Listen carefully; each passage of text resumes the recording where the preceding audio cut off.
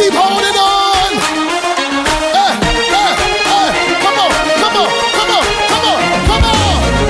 Fala, galera! Começa mais um episódio do Grego Podcast. E este é o de número 39. Eu sou Rafael Pavanello. E você, é convertido ou convencido? Hã? Diz aí. Eu estou convencido de que sou convertido. Você é os dois, então, André. Meu nome é André Lourenço e na bifurcação da estrada da vida eu escolhi o caminho apertado onde a porta é estreita. Ah, bifurcação pode, mas 180 graus, né? Aí É bifurcação, né? Tem dois caminhos pra você escolher. Ai. Então tá bom, eu vou aceitar isso. Meu coração continua aberto. Meu nome é Claudione Colevati. Eu era um homenzinho torto que a Bíblia encontrou. E tudo que era torto, Jesus endireitou.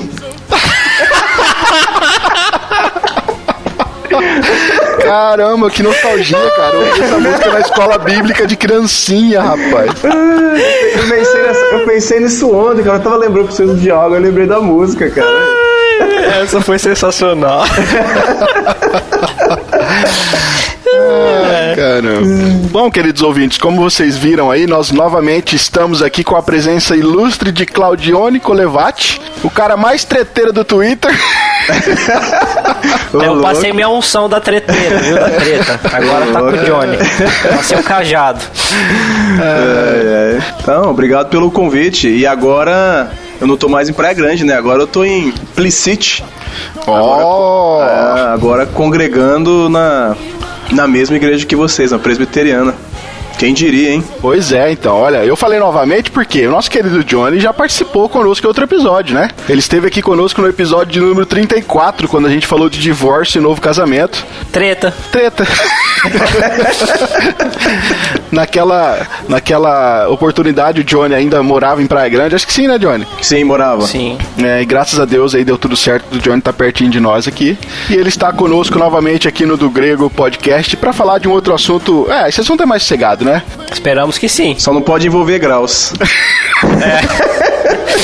Nem 90, nem 180, muito menos 360.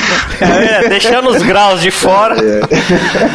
Bom, querido ouvinte, hoje o nosso papo é sobre conversão. Mas só um adendo aqui. Uma bifurcação seria mais ou menos uns 60 graus, tá? Depende, a bifurcação em T? Não, a bifurcação em Y. Tá bom então. Depende da bifurcação, tá vendo? Como vocês viram aí, querido ouvinte, nosso título de hoje é Quando Alguém Está Convertido? Essa pergunta implica em falarmos sobre conversão, né? E pra quem conhece aí a famosa Ordo Salutis, né, a Ordem da Salvação, você sabe que conversão é um dos processos da salvação. Lembrando a você que nós estamos sempre aqui trazendo alguns assuntos da teologia sistemática para vocês, para podermos bater um papo e desenvolvermos melhor o assunto, e hoje conversão é uma delas. Mas será que dá pra gente ter evidências de uma verdadeira conversão? Quais seriam então as atitudes que as pessoas precisam tomar para elas poderem experimentar a verdadeira transformação? É isso aí que nós vamos fazer aqui nesse podcast. Nós vamos tentar então definir mais precisamente quando é que alguém realmente está verdadeiramente convertido. Mas antes, nós vamos rapidinho aqui para os nossos recados.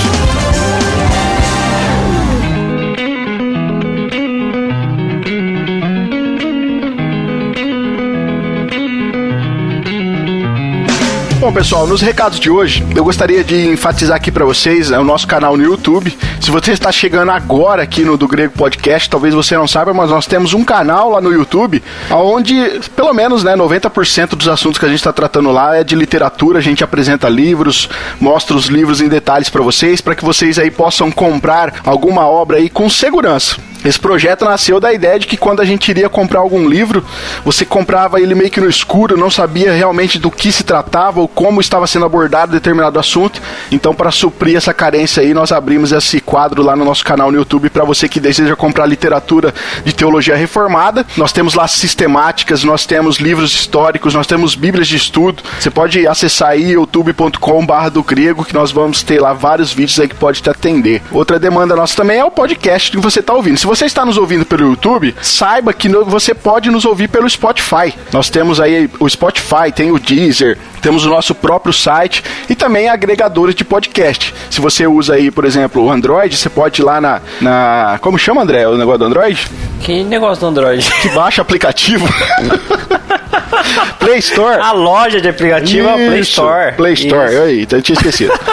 Você pode ir lá na Play Store. O negócio do Android, eu falei, sim, que negócio. Pô, velho. Falei, vou perguntar pro programador, né? O cara vai responder de lata, pá. Mas não. O negócio do Android. Mas você pode ir lá no Play Store, então, ou na Play Store, e digitar lá podcast, vai aparecer vários e vários aplicativos de podcast, você pode baixar e depois você pode adicionar o do Grego lá, como você faria com qualquer outro podcast, e ter acesso aí direto aos nossos episódios. Não se esqueça também, pessoal, que você pode sempre estar comentando os episódios, tá? Muito poucas pessoas comentam no site, os maiores comentários estão no YouTube, mas se você quiser comentar aqui no site, você também pode. Se você quiser comentar no YouTube, fique à vontade também, ou você pode mandar um e-mail para nós, que é o podcast@dogrego.com, que a gente vai estar respondendo para você aí também com o maior prazer. Beleza? Esses são os recadinhos de hoje, coisa rápida. Então vamos lá agora pro nosso 39º episódio.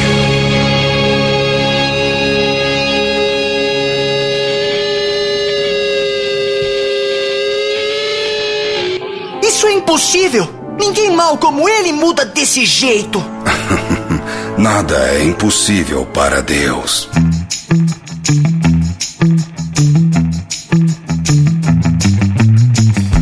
Antes de a gente começar então a discutir o assunto, eu gostaria já de enfatizar que esse episódio aqui ele vai ter como base um capítulo do livro do reverendo Leandro Lima, né, que é intitulado aí O que é ser um cristão? Um manual reformado de discipulado.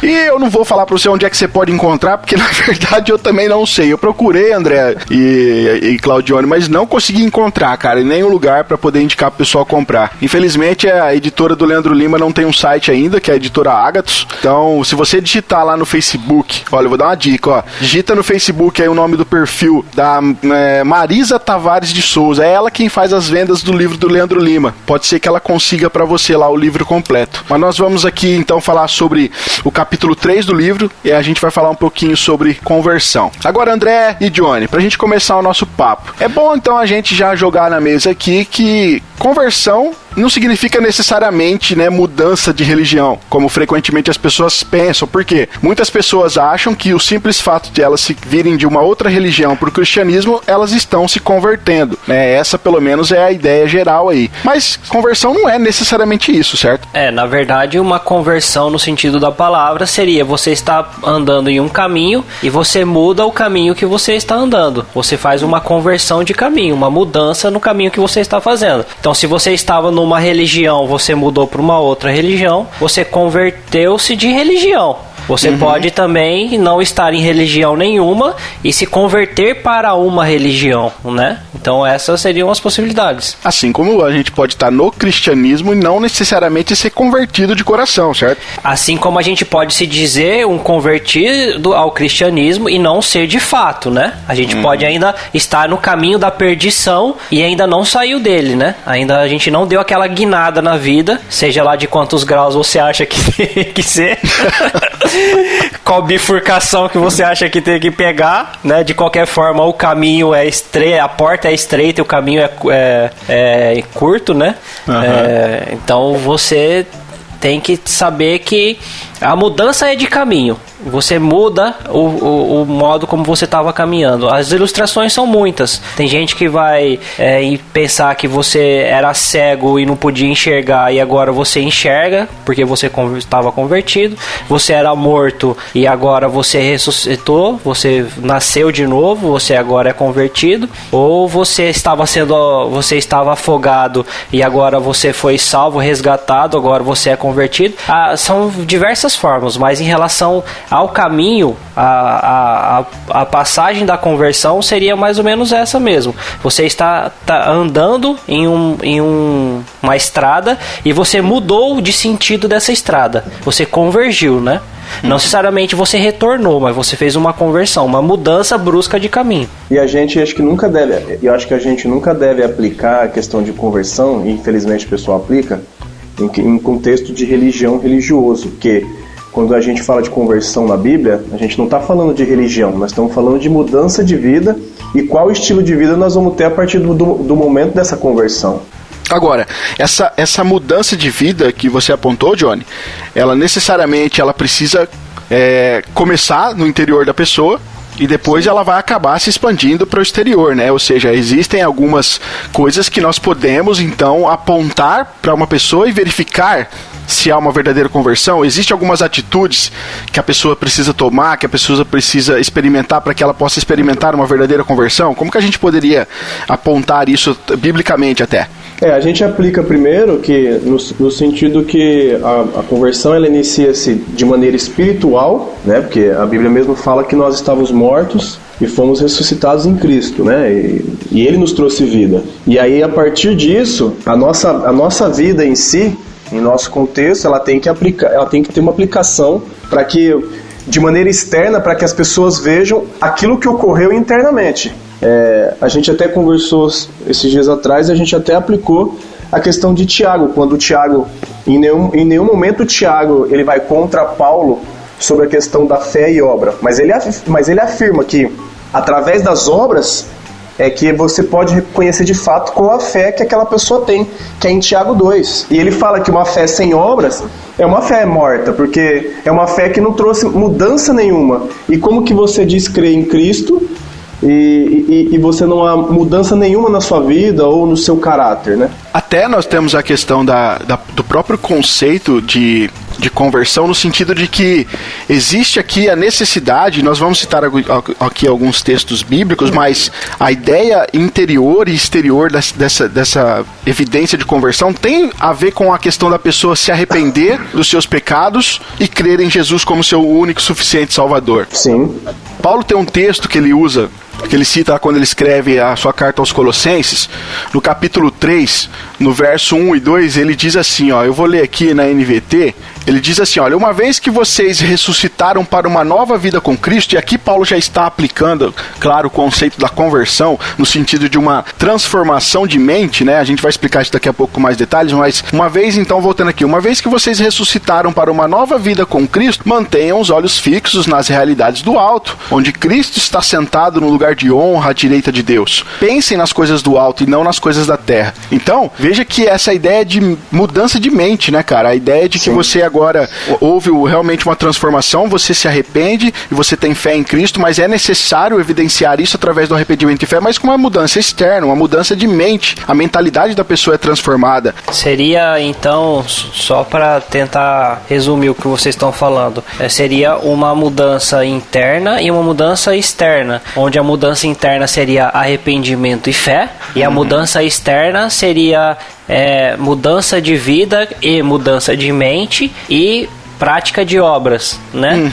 Onde, no caso, por exemplo, a mudança de vida e de mente seria, que eu não lembro qual que é o endereço do texto, mas é aquele que rouba, não roube mais. Aquele que pratica tais coisas que são ruins, não faça mais, né? Efésios 4, né? Então, e além da questão da prática das boas obras e da obediência ao que os mandamentos de Deus guarda, né? Sim. Seria mais ou menos isso daí.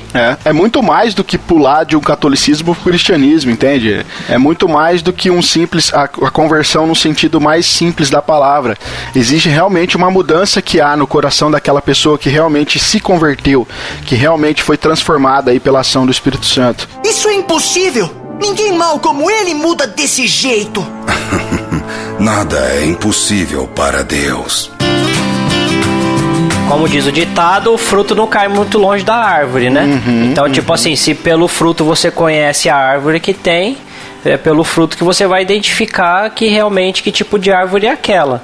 Né? O fruto não vai cair longe do pé, então você vai identificar por isso o que aquela pessoa pratica, se aquilo que aquela pessoa faz ou que aquela pessoa fala condiz com aquilo que a fé dela professa, que era o que o Johnny estava falando em relação a Tiago, certo, Johnny? Sim, eu falo, que o Rafael falou sobre a questão de pular do catolicismo para o cristianismo em si, e não só do catolicismo, né? A gente vai entender que toda religião que não prega de fato Cristo, não obedece os mandamentos, ela não é de fato uma religião cristã, né?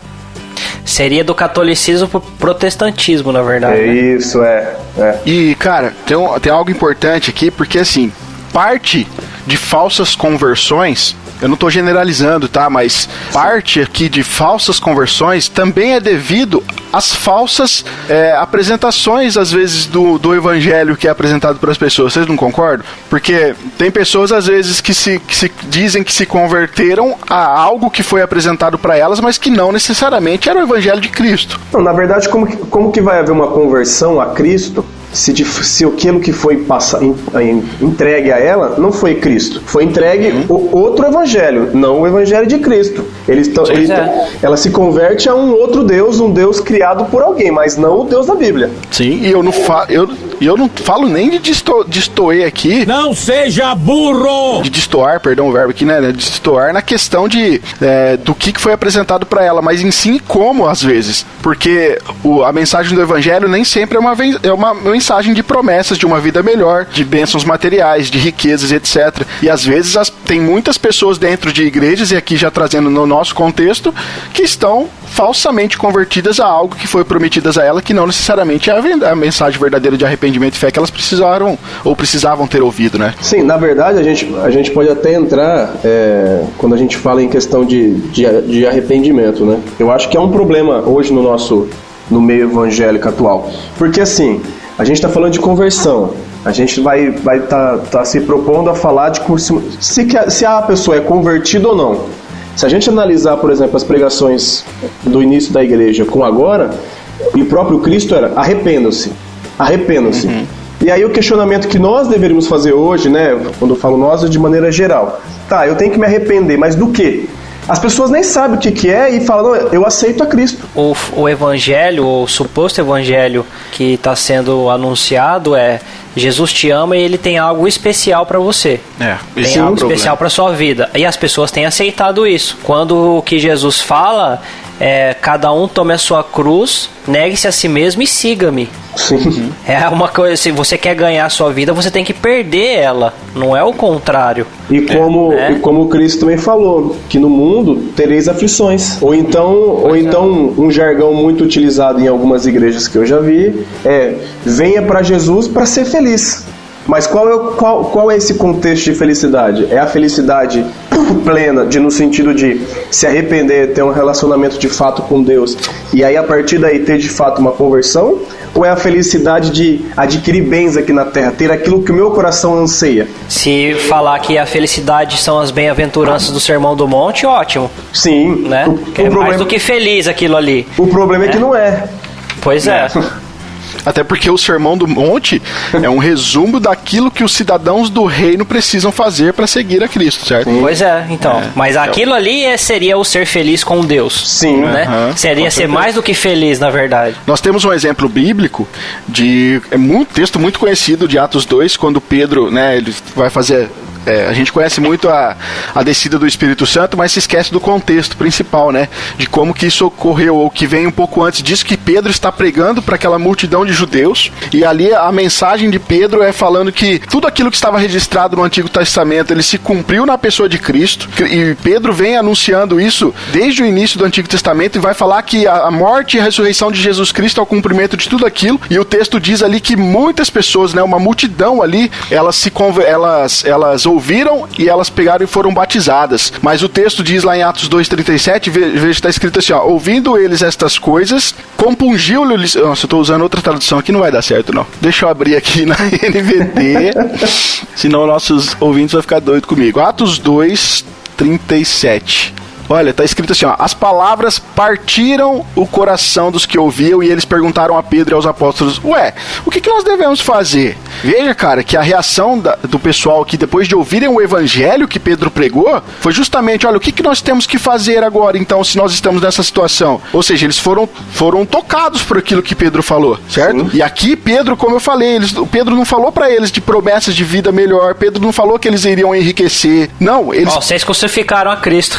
Exatamente, olha a mensagem: vocês são culpados de terem crucificado a Jesus, né? Apesar aqui nós temos também a soberania de Deus em tudo isso. Mas veja que a resposta de Pedro, ela foi uma resposta interessante, porque Pedro vai dizer assim no verso 38 e 39, olha, Pedro respondeu, vocês têm que se arrepender para o perdão dos seus pecados e cada um deve ser batizado em nome de Jesus Cristo, então receberão a dádiva do Espírito Santo. Veja que aqui no verso 38, Pedro fala o seguinte, olha, o que vocês têm que fazer, vocês precisam se arrepender do perdão, para que vocês tenham o perdão do pecado de vocês. Então, talvez muitas pessoas hoje que tenham se, né, entre aspas, que se convertido ao cristianismo, talvez não tenham ouvido essa mensagem de necessidade de se arrependerem de sua vida de pecados e devem crer em Jesus Cristo aqui como seu único e suficiente Salvador, para que realmente possam experimentar a mudança de vida, né, que é o processo de santidade que só vai realmente acontecer na vida do verdadeiro crente.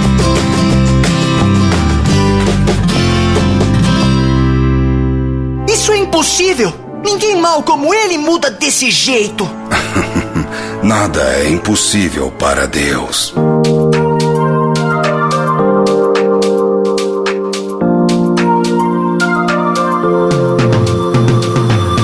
Agora, depois da conversão, existe mais um elemento que é importante, então, na vida das pessoas.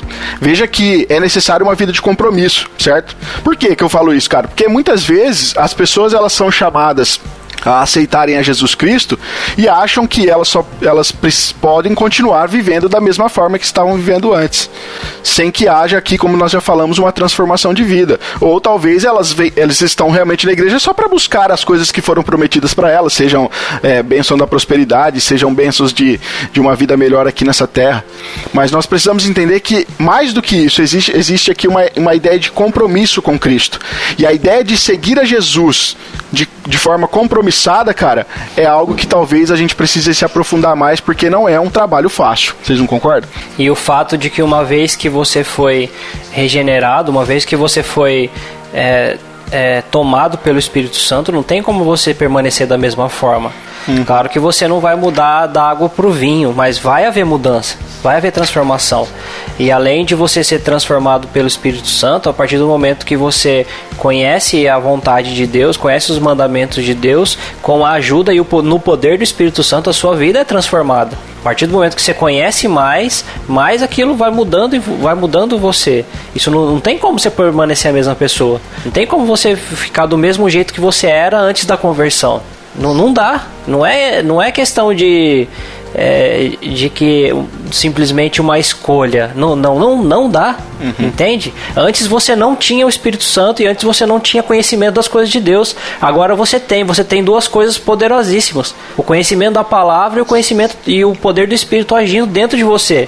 Como você vai permanecer da mesma forma? E basta a gente ler, citar o que Paulo coloca em Gálatas 5:20. Quais são os frutos do Espírito? O fruto do Espírito, né?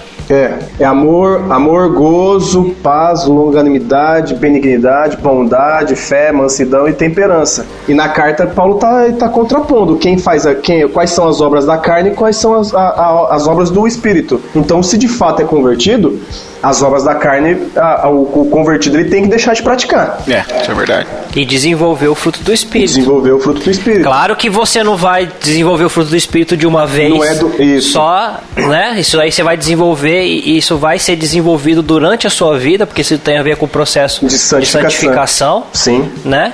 Mas gradualmente, da mesma forma, se o Espírito milita contra a carne, da mesma forma como quando o Espírito vai desenvolvendo em você a obra do Espírito, as obras da carne vão morrendo para você. Elas vão abandonando a sua vida. Entende? Assim como uma vai crescendo, a outra vai morrendo, vai te abandonando. Eu tenho uma frase do Paul Washer que eu acho interessante, que ele fala, né, que abre aspas, a conversão envolve transformação, caso contrário, foi apenas emoção, fecha aspas. Legal. E essa questão de emoção, cara, é justamente o que a gente acho que a gente já falou aqui um pouquinho, mas quem nunca participou de um culto que no final do culto lá, a pessoa é chamada, feito um apelo, e a pessoa é chamada para aceitar a Jesus, né? Dê uma chance para Jesus. Dá uma chance. Eu aceitei Jesus. Você aceitou? Você aceitou? Eu aceitei, levantei a mão, aceitei. Tinha que dar uma Jesus. chance para ele, né? Eu aceitei Jesus. Insistiu tanto. Geralmente é assim que funciona. A pessoa se levanta, ela vai lá na frente, né? E aí o pregador faz um apelo, se ela quer aceitar Jesus, ela diz sim, eu quero aceitar Jesus. Mas, cara, Cara, se a gente for pegar textos bíblicos de quando Jesus está chamando, e aqui eu já quero pontuar algo, cara, que é sempre Cristo quem toma a iniciativa, a gente não aceita Jesus, é o contrário. Ele tomou a iniciativa com o Johnny, ele ficou implorando, vem pra mim, meu filho, por favor, filho meu. Ele falou, não, ele falou assim, citando Thales Roberto.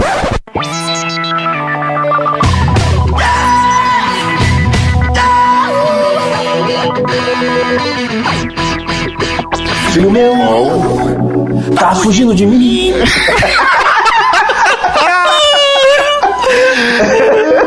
Ele viu que você era acima da média. Tapa na cara dói que você nem imagina. Esse Thales é uma figura. Mas seguindo, assim, olha... Seguindo. Toca o barco. Seguindo a Jesus, hein? Opa! Como eu tava dizendo, né? É muito diferente a maneira como que nos evangelhos nós vemos Jesus Cristo chamando as pessoas não para aceitarem a Ele, mas sim para segui-lo. É muito diferente, cara. Se a gente for pegar o texto, por exemplo, lá de Lucas 5... Lucas capítulo 5, de 27 a 29, o texto diz assim, e aqui eu vou ler na Ara mesmo, tá escrito assim: passadas estas coisas, saindo, viu um publicano chamado Levi, assentado na coletoria, e disse-lhe, segue-me. Ele se levantou e, deixando tudo, seguiu. Esse texto é esquisito, não é? Porque... Nossa, como, cara? Não, um cara que não via, não conhecia, não sabia, não tinha trocado uma ideia, não tinha falado nada, não tinha nada. Me segue. E o pior, o cara foi. Pois é. Cristo aqui não dá explicação, cara. Não oferece nada pra ele, nada. Simplesmente diz, olha, segue-me. Tá parecendo Elias com Eliseu, né? Passa a capa, só e ó, bora lá. Eliseu sentiu o cheiro da capa e foi atrás, meu irmão, não perguntou nada. Mas o que é interessante a gente destacar nessa passagem, cara, é que Jesus aqui, ele não promete e não oferece absolutamente nada pra Mateus. Isso não está registrado aqui, sabe? É muito diferente daquilo que nós estamos acostumados hoje a ouvir quando a pessoa está pregando uma mensagem evangelística, aqui entre aspas, novamente. A pessoa às vezes oferece de tudo, cara. O pregador oferece um monte de coisas terrenas, sendo que na verdade aqui Jesus Cristo não prometia absolutamente nada, né? Jesus nunca colocou uma condição para as pessoas seguirem, né? No sentido aqui de vantagem pessoal. Pelo contrário, né? Se a gente for ver algumas outras passagens, Jesus falava assim, ó, eu não tenho nem onde dormir, filho. Exatamente. Você tá esperando alguma coisa, você tá ferrado. Isso é impossível! Ninguém mau como ele muda desse jeito! Nada é impossível para Deus.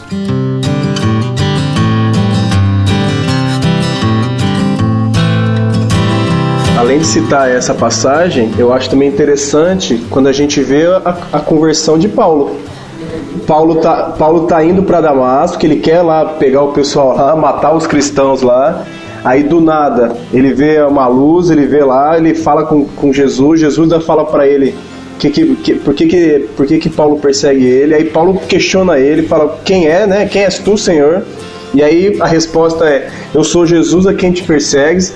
Aí Jesus dá uma ordem, mas levanta-te e entra na cidade onde te dirão o que convém fazer. O cara pega, levanta e vai.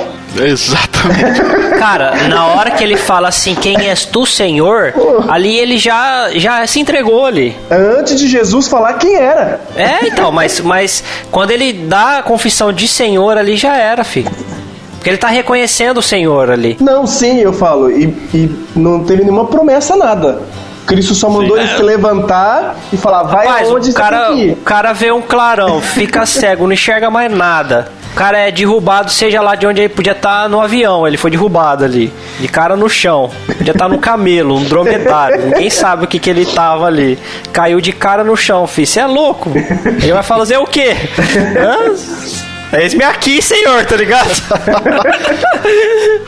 Olha, existe a possibilidade, e aqui eu tô divagando, tá? Não é informação bíblica, mas existe a possibilidade, que eu quero fazer um paralelo com a história, já que Paulo citou Johnny, ó. Já que Johnny citou Paulo.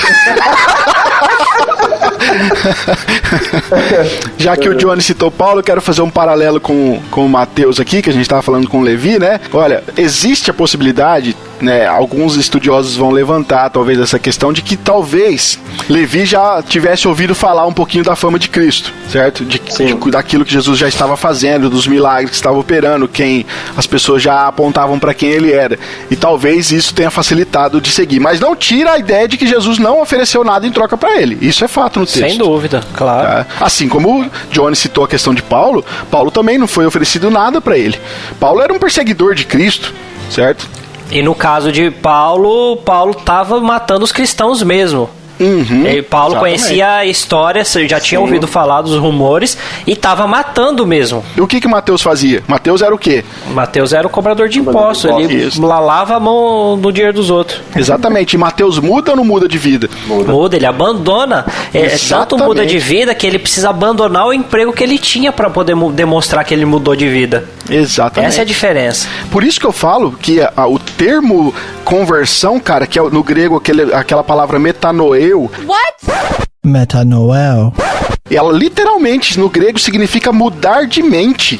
Essa é a ideia de arrependimento. Não é eu quero até citar um texto aqui, cara. Deixa eu só ver se eu acho aqui nas minhas anotações, que eu já conversei isso com o Johnny. E eu acho que é importante aqui passar isso para os nossos ouvintes. Olha, se a gente pegar o texto de Marcos 1,15, deixa eu só abrir aqui na minha Bíblia para poder mostrar para vocês a diferença, porque isso é importantíssimo, cara. Texto de Marcos 1, verso 15. Tá escrito assim lá, olha. O tempo está cumprido, né? O reino de Deus está próximo. Arrependei-vos e crede no Evangelho. Essa palavrinha aqui no grego, arrependei-vos, é justamente a palavra que eu falei, metanoel. E a ideia, como eu já falei, é mudar de mente. É algo que realmente aconteceu com Levi e aconteceu com Paulo, como a gente está citando os dois exemplos aqui. Agora, se você pegar o texto de Mateus 27, abra aí, querido ouvinte, se você pode, senão depois você chega na sua casa lá e veja. Mateus 27, 3 vai dizer assim, ó. Então Judas, o que o traiu, vendo que Jesus fora condenado, tocado de remorso, certo? Essa palavrinha remorso aqui, ela é a palavra metamelomai. E sabe o que significa no grego isso? É só um profundo pesar. Olha a diferença de mudança de mente para um profundo pesar. Existe uma diferença aqui, certo? A ideia é que Paulo e também Levi não tiveram um profundo pesar ou simplesmente um sentimento vazio. Não, eles mudaram de mente. Eles realmente se converteram. Tanto que Paulo vai cansar de falar nas cartas deles que a gente precisa abandonar o velho homem e agora viver para Cristo. Lá em Gálatas 2, capítulo 20, Paulo fala assim, ó, já não sou eu quem vive, mas é Cristo que vive em mim. Olha só a diferença de um perseguidor de Cristo. Veja como Paulo teve realmente a sua mente transformada. Os objetivos de Paulo agora era outro. Ele tem realmente uma mudança de vida que evidenciava a verdadeira conversão dele. Essa é a verdadeira conversão que a gente quer que você, querido ouvinte, entenda. Uma mudança de mente, não simples eu aceito Jesus e toca a sua vida como se não tivesse acontecido nada. Eu vi uma chargezinha agora, um pouquinho antes de começar a gravação, que era assim, a moça passa, maltrata a empregada dela, xinga a faxineira. Aí ela passa por um mendigo na rua e manda ele trabalhar. Aí fala mal, fofoca com uma amiga dela, fofoca de uma moça, de uma outra mulher que é gorda. Aí chega na igreja, dobra diante de Deus, né? E fala assim, Deus, como eu te amo. Não é esse tipo de arrependimento vazio, entende? Exato, não é, cara, não é. Não é essa falsa mudança de mente, né?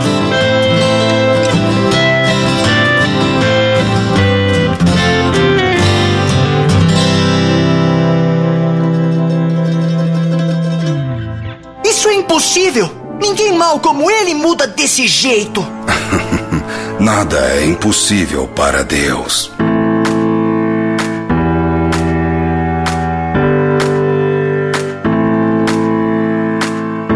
Então, diante de tudo que a gente está falando, é possível sim a gente, de maneira externa, verificar se uma pessoa converteu-se verdadeiramente a Cristo ou não. Sem dúvida. Aplicando de maneira externa, porque a maneira interna vai caber somente a pessoa, né? Sim. Aqui é o que a gente incorre às vezes só no erro é em respeito a dizer se aquela pessoa é eleita, né? Porque a questão da eleição, ela vai depender muito até o final da vida da pessoa. Mas quando aquela pessoa diz que ela já se converteu, ela requer uma demanda mínima de mudança, que é o que a gente está discutindo aqui, entende? Sim. E a mudança também, como o André citou no começo, né? A gente falou questão de obras, questão de verificar a parte externa, e às vezes a gente tem que tomar cuidado, e até a pessoa em si fazer uma análise, tipo, às vezes a gente fala, eu aceitei a Cristo, eu sou cristão, eu amo a Cristo, mas não lê a palavra, não entende, porque a própria palavra fala que se a gente ama a Cristo, a gente ama a Deus, a gente obedece os mandamentos. A gente ama o irmão. A gente não ama a Deus que não veio e odeia o irmão que vê. Sim. E como a gente perdoa o nosso irmão, porque se a gente quer ser perdoado pelo Pai, a gente perdoa o nosso irmão. Então tem várias coisinhas que a Bíblia já nos ensina e nos menciona, que se a gente realmente é convertido, a gente não é que a gente consegue fazer logo de cara, mas a gente, no mínimo, a gente tenta fazer, a gente se esforça por fazer. O problema é quando a gente nem tenta. O problema é quando a gente nem se esforça para isso. Se a gente não tem interesse. Eu acho que o processo da conversão, que aí é conversão junto com a santificação, como você falou bem no começo, André, é a questão assim, eu estou me analisando ao ponto de verificar, eu sou convertido? Sou, então eu tenho que começar então a andar conforme diz a palavra. Eu preciso, é claro que foi como você falou, eu vou perdoar do dia para a noite? Não. É um processo, eu vou adquirindo, eu vou realizando, né, essas obras na minha vida. Mas eu preciso dar o primeiro passo, porque se houve uma conversão, tem que ocorrer uma transformação, que seja mínima, mas tem que ocorrer. Então, você está certo. Em relação ao perdão, por exemplo, eu não estou conseguindo perdoar, mas você está tentando perdoar? Esse é o ponto. Você está buscando liberar o perdão, conseguir perdoar a pessoa? Sim. Porque tem gente que fala assim, eu não consigo perdoar, mas nem tentando está. Sim. Entende a diferença? Tem gente que às vezes não consegue perdoar, mas está tentando pelo menos. Isso já é um indício, a pessoa tentar algo. Sim. Porque tem coisas na vida do cristão que não é fácil mesmo não. Negar a si mesmo não é fácil não. Entende? Seguir a Cristo não é fácil mesmo não, mas a gente está tentando fazer isso? Sim. Esse é o ponto. A ideia é que nós somos chamados a ser santos, não sarados, né? Totalmente aqui, pelo menos. Porque às vezes a gente acha que o processo de conversão, isso é um outro problema, né? Porque às vezes a gente pode achar que no momento em que nós nos convertemos, a nossa vida realmente pode ser deificada agora, agora somos santos, nunca mais vamos cometer pecado nenhum. Não é bem esse o caminho também. A ideia realmente é a mudança de mentalidade no sentido como o André pontuou aí. Agora há um incômodo do espírito. Como o Johnny falou, um mínimo que seja, precisa haver um pouco de mudança, porque é a ação do Espírito Santo na vida da pessoa que foi realmente convertida, né, realmente regenerada. Sim. Eu quero só dar mais um exemplo aqui para dessa ideia de como existe transformação, ou seja, de como a conversão exige arrependimento. Não dá para separar arrependimento de conversão ou vice-versa. Tem um texto lá também que Paulo, quando escreve aos Tessalonicenses, no capítulo 1, verso 9, ele diz assim, pois as pessoas têm comentado sobre como vocês nos acolheram e, olha só, como deixaram os ídolos a fim de servir ao Deus vivo e verdadeiro. Veja que legal, a conversão deles não foi só moral ou comportamental, né? Eles não mudaram só a sua moral ou seus comportamentos, mas até aqui teve uma mudança do foco da adoração deles. Eles deixaram de adorar ídolos que adoravam e passaram a servir ao Deus vivo e verdadeiro. E aqui a gente pode até abrir isso daqui, porque ídolos, cara, na nossa vida, às vezes a gente pensa em ídolo, a gente pensa numa estatuazinha, né? Colocada ali em algum lugar e tal. Mas ídolo é algo, ou sei lá, alguém, tudo aquilo na qual você não consegue se sentir feliz se você não tiver aquilo. A gente pode transformar qualquer coisa em ídolo, cara. Seja sexo, dinheiro, seja segurança, controle, seja as pessoas da nossa família, filhos, esposa. Sabe, isso é um perigo pra gente também, porque às vezes a gente se converte, ou diz que se converte, mas a gente não abandona nossos ídolos. A gente não abandona a nossa adoração desviada para as coisas que não é de Deus. Então, nós precisamos entender que como seres criados à imagem de Deus, nós fomos criados para adorar. E quando não adoramos a Deus, a gente vai adorar outra coisa. Então a gente tem que entender que a conversão, ela chama as pessoas ao arrependimento, ou seja, elas precisam mudar também o foco da sua adoração. Eu não sei qual é o seu ídolo, talvez eu tenha os meus e preciso sim todos os dias buscar a ação do Espírito Santo para abandoná-los, mas conversão verdadeira exige arrependimento nesse sentido também. Nós precisamos abandonar a tudo aquilo que nos afasta de Deus. E é o que a gente estava falando até aqui, como isso aconteceu na vida de Levi e de Paulo e também dos Tessalonicenses aqui, né? Isso é impossível! Ninguém mal como ele muda desse jeito. Nada é impossível para Deus.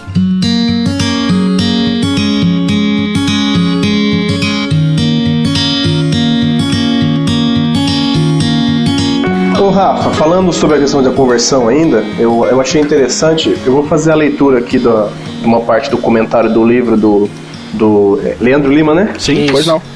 E depois eu queria aplicar até uma história que eu comentei com você, que quando a gente fala de conversão, às vezes as pessoas ficam presas no sentido, tá bom, eu me converti, agora eu tenho que estar na igreja e fazendo tanto na igreja aos domingos e fazendo tudo aquilo que é de maneira correta, né? Diante da sociedade, eles vão perceber que eu sou convertido. E quando a gente trata de conversão, a gente está falando, como você falou, de abandonar os ídolos. A partir desse momento, o centro é Cristo. Então eu já não faço mais as minhas vontades, eu faço a vontade de Deus. E quando eu tenho essa compreensão, de repente, o entregar minha própria vida seja de fato entregar minha vida. Eu vou citar primeiro então a questão do Leandro Lima. Tem a passagem aqui que ele fala, né, que a conversão é uma mudança de vida que começa no interior da pessoa e que se expande para o exterior a partir do arrependimento e da fé. Ela é uma experiência interior, mas que vai se demonstrar em atos bem concretos. É uma vida voltada para o céu e não mais para a terra. Aí eu recomendo, já tinha até falado com você, e eu recomendo para quem tá, para os ouvintes, conhecer a história dos moravianos. Os moravianos eram um pessoal que moravam na Alemanha no século XVIII e que conheceram a Cristo, né?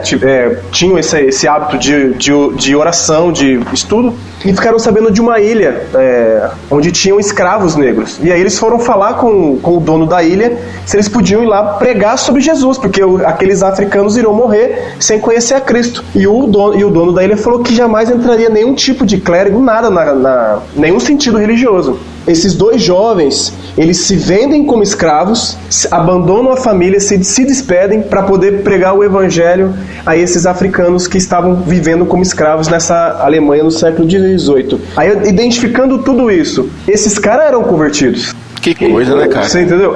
A conversão, ela traz esse tipo... perderam a vida.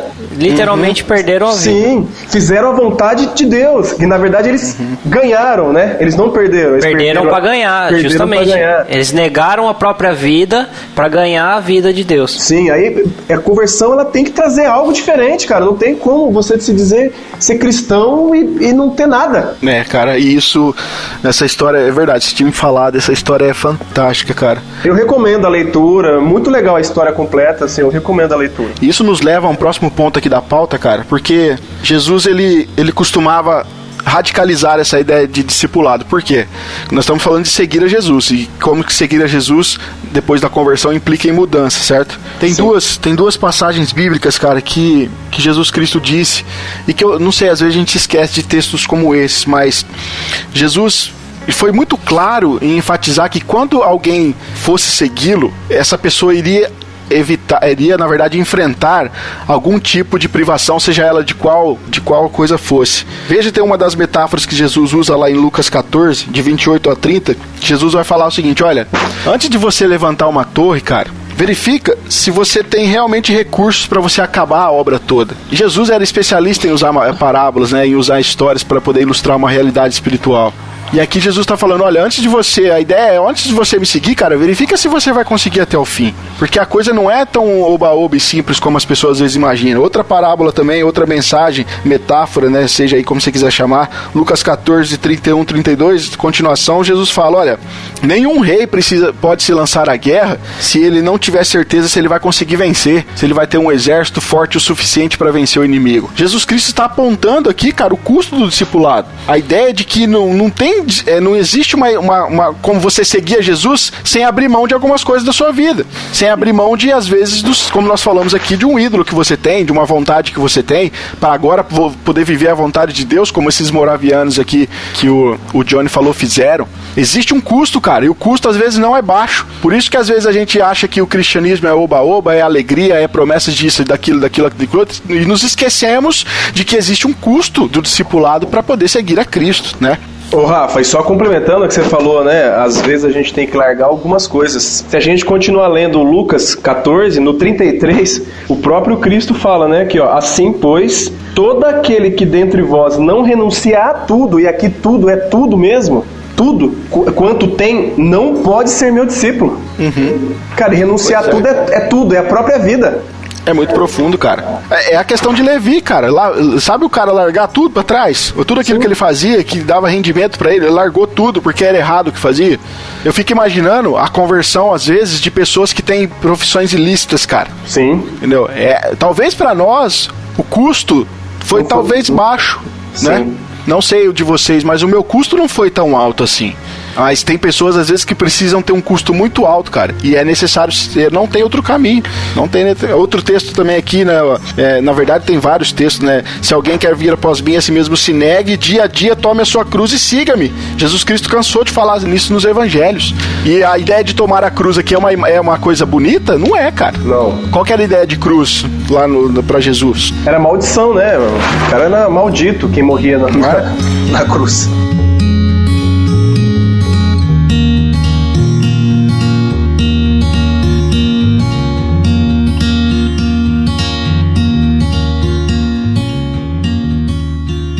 Isso é impossível! Ninguém mau como ele muda desse jeito! Nada é impossível para Deus.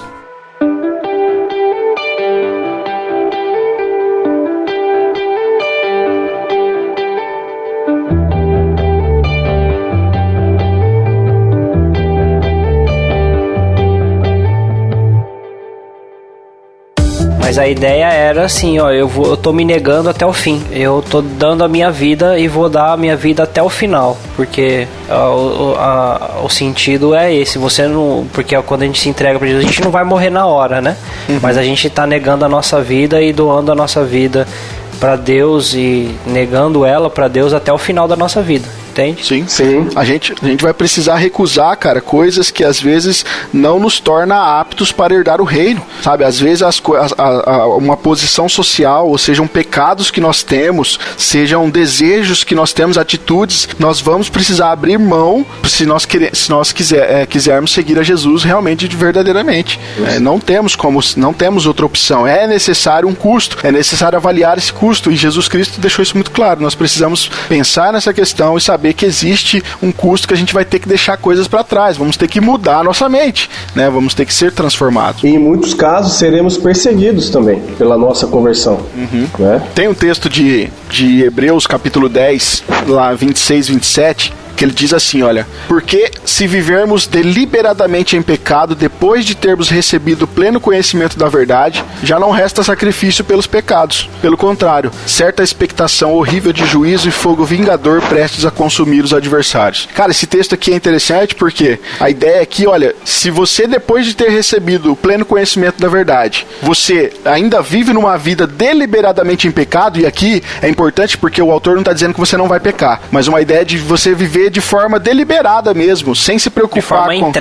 De forma entregue, exatamente. Sem arrependimento, né? É isso, sem arrependimento, ele vai dizer, olha, já não resta sacrifício pelo pecado, ou seja, o que Cristo fez por você não vai resolver, cara. Porque você não aceita Cristo, não aceita aquilo que Cristo fez a ponto de ter uma vida transformada pelo Evangelho. Na verdade, esse texto aqui, é importante a gente entender que esse texto aqui muito se dá, às vezes, aqui já falando de uma pessoa que nem tem se convertido verdadeiramente, né? Porque no próprio capítulo aqui, no Hebreus 10, no outro mais pra frente, o autor de Hebreus vai dizer, nós, porém, ou seja, agora ele traz aqui para um outro contexto, ele estava desenvolvendo a respeito de algumas pessoas, né, que viviam deliberadamente em pecado, mas quando ele traz, ele fala, ó, nós, porém, não somos dos que retrocedem para a perdição. Nós somos, entretanto, da fé para a conservação da alma. Ou seja, existe, cara, uma mudança de uma pessoa que se converte, que ela não vive mais deliberadamente no pecado, mas ela não retrocede mais para a perdição. A ideia do cristão é caminhar cada vez mais em rumo à glorificação, que é o processo de santificação, né, que a gente conhece. A glorificação é o estágio final do processo de santificação, né?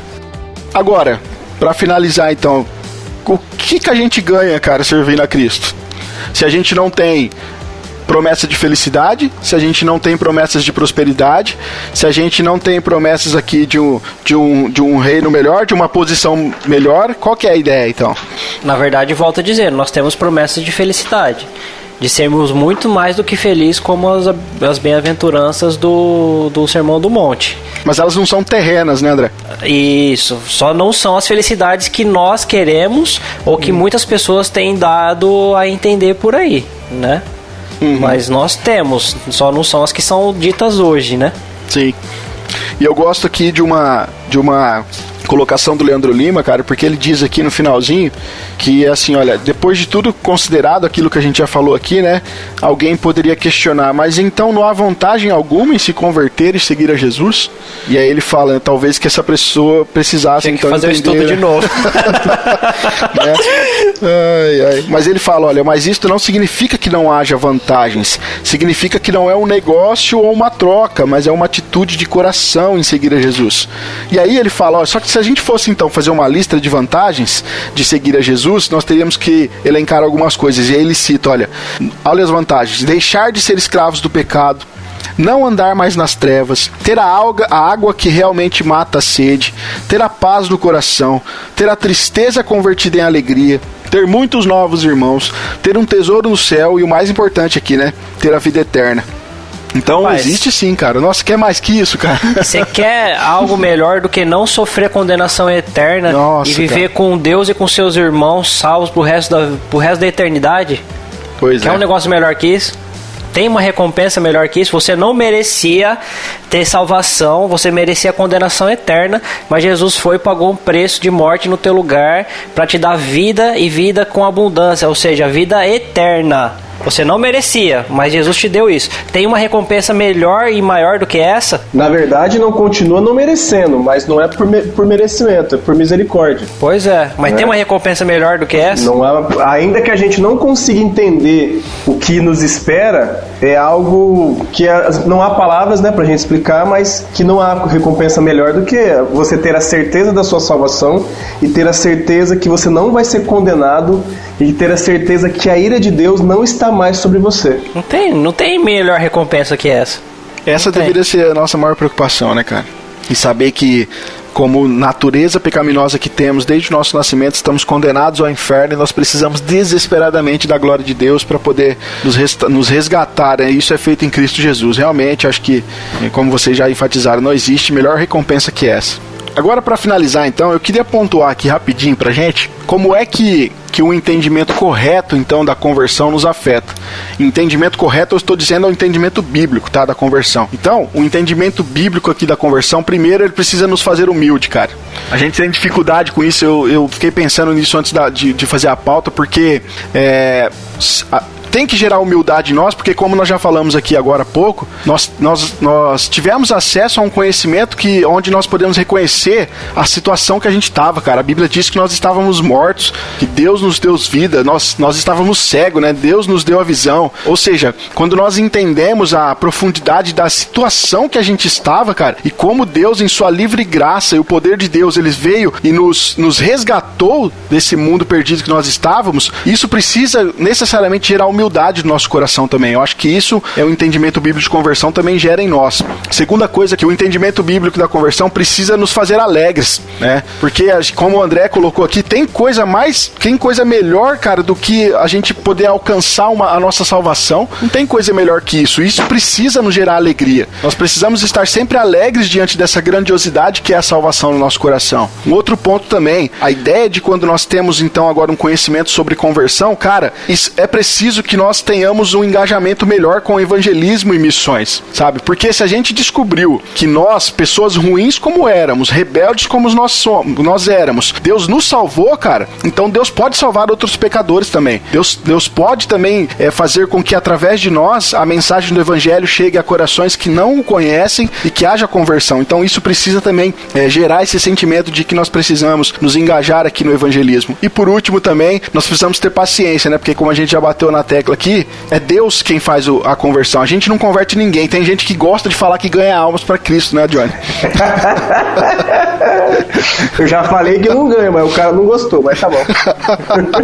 Nós precisamos entender que é só Deus, cara, só Deus que dá o novo nascimento. Nós só plantamos a semente. Nosso trabalho é esse. Mas Deus vai abençoar os nossos esforços e vai aí fazer com que gere frutos no coração das pessoas. Então, eu acho que todo esse entendimento bíblico de conversão precisa gerar isso no nosso coração, nos fazer humildes, nos fazer alegre, incentivar o nosso trabalho de evangelismo e também nos dar cada vez mais paciência, sabendo que Deus está no controle de todas as coisas.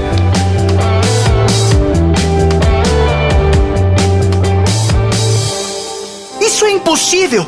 Ninguém mau como ele muda desse jeito! Nada é impossível para Deus.